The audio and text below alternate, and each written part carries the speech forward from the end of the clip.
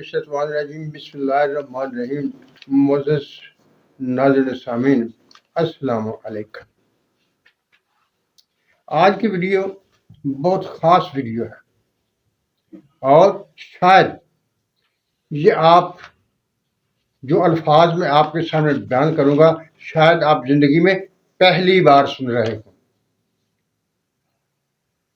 क्योंकि हम एक रूटीन पर चलते आ रहे हैं। हम कोई तहकीक नहीं करते, कुछ समझने की कोशिश नहीं करते और जिस जगह पर चल रहे हैं उसी जगह पर चलते रहते हैं। हमें बताया जाता है जन्नत एक ऐसा मुकाम है जहाँ पर जन्नतियों को बेशुमार हूरें मिलेंगी। कोई 70 का नाम लेता है, कोई 1400 का नाम लेता है और कुछ लोग जहाँ तक बढ़ते हैं कि वो हज़ारों तक पहुँच जाते हैं। और शराबन तहूरा यानी जन्नत एक ऐसी जगह है जहाँ शराब चलेगी और सेक्स के लिए पूरे होंगे। मेरे भाइयों, ये बात नहीं है। हमें कुरान शरीफ में से 3 सूरह मुबारका में से हवाला दिया जाता है कि अल्लाह ताला हमें हूरें अता करेगा। कौन कौन सी?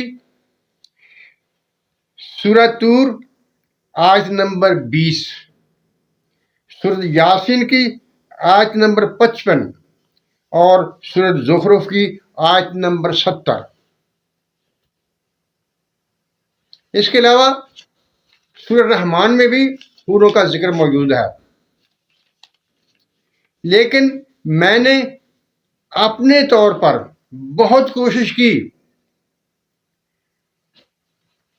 जहां तक मैं कर सकता था मैंने कोशिश की कि कहीं ऐसा जिक्र मिलता है कि आप लोग हूरों से सेक्स करेंगे, लेकिन मुझे तो पूरे कुरान शरीफ में से नहीं मिला। ये जो मैंने आपके सामने सूरह तूर, सूरह यासीन और सूरह ज़ुखरुफ की आयत का हवाला दिया है, इनसे भी यही अख़ज़ किया जाता है, लेकिन इसका तर्जुमा अगर हम देखेंगे तो हमें इसमें से भी ये बात नहीं मिलेगी। सूरह तूर की आयत नंबर 20 का तर्जुमा है, और हम उनके निकाह में बड़ी बड़ी आंखों वालियों को देंगे। इसमें भी लफ्ज़ जो हूर का इस्तेमाल हुआ है वो बड़ी आंखों वालियों के लिए हुआ है, एक अलग से हूर की जिन्स के लिए इस्तेमाल नहीं हुआ है। और सूरह यासीन में भी इसी तरह से है और सूरह ज़ुखरुफ में भी इसी तरह से है। मुझे तो कहीं ये हूरों के से शादी करने का, हूरों से निकाह करने का जिक्र नहीं मिला। ज़व्वजना को जो लफ्ज़ है ये सिर्फ निकाह के लिए इस्तेमाल नहीं होता। ज़व्वजना का मतलब जिनसे मुखालफत भी होता है और मिलाना भी होता है। इसी तरह जो हूर का लफ्ज़ है उसका मानी देख ले। हूर का मानी खूबसूरत होता है, बल्कि हूर का एक मानी हलाकत भी है, हूर का एक मानी कमी का भी है। आप लुगात उठाकर देख लो सही। इसके अलावा देखिए सेक्स के मकासद होते हैं दुनिया में। अल्लाह ताला ने क्योंकि इंसानों की आबादी को बढ़ाना था तो इसके लिए सेक्स का उसने निज़ाम कायम कर दिया जो हर जिन्स में मौजूद है।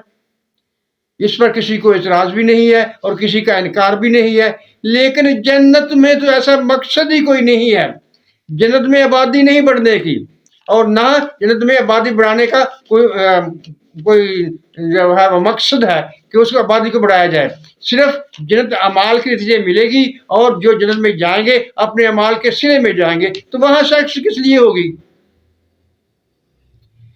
इसके अलावा एक बात और देखिए, आदम अलैहिस्सलाम जन्नत में 40 से 60 साल तक रहे। कुछ रिवायत में 40 साल का जिक्र है और कुछ रिवायत में 60 साल का जिक्र है।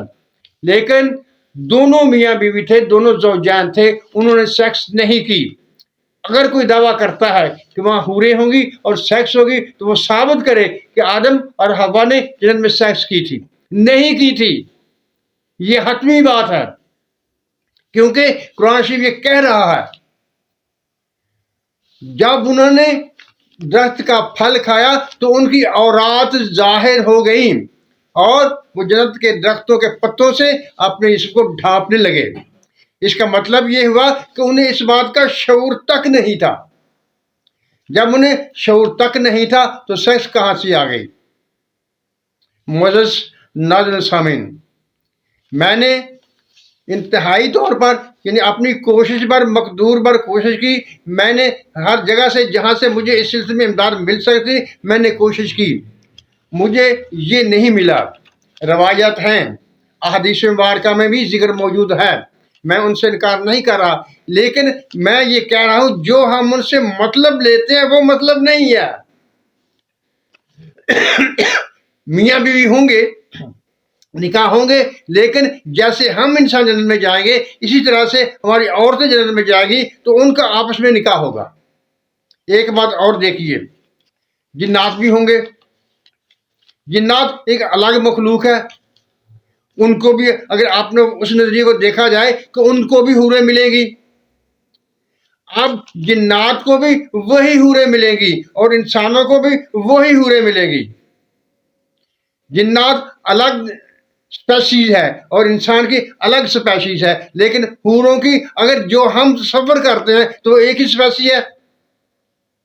یہ کیسے ممکن ہے کہ جنات اور انسانوں کو ایک ہی جنس سے حور ملے؟ اس کا مطلب ہے جو ہمارے ذہنوں میں ہے، جو ہمیں بتایا گیا ہے، حور کا وہ مطلب نہیں ہے۔ اس کے علاوہ ایک اور چیز بھی دیکھ لیں، جو نیک عورتیں ہوں گی جنت میں جائیں گی، ان کی شان، ان کا مرتبہ حوروں سے زیادہ ہوگا۔ اگر ان کا مرتبہ حوروں سے زیادہ ہوگا تو انسانوں کو وہ کم مرتبے والی کیوں دی جائے گی؟ ان کی انسانوں کی ان کم مرتبہ والوں سے شادی کیوں کی جائے گی؟ ان کو تو اعلیٰ مرتبے والے ملنے چاہیے۔ اور وہ حوریں جو ہیں وہ ان مسلمان عورتوں سے، ان ایمان والی عورتوں کے حسن کے آگے بے نور ہوں گی، یعنی ان کے حسن کی کوئی ویلیو بھی نہیں ہوگی۔ تو پھر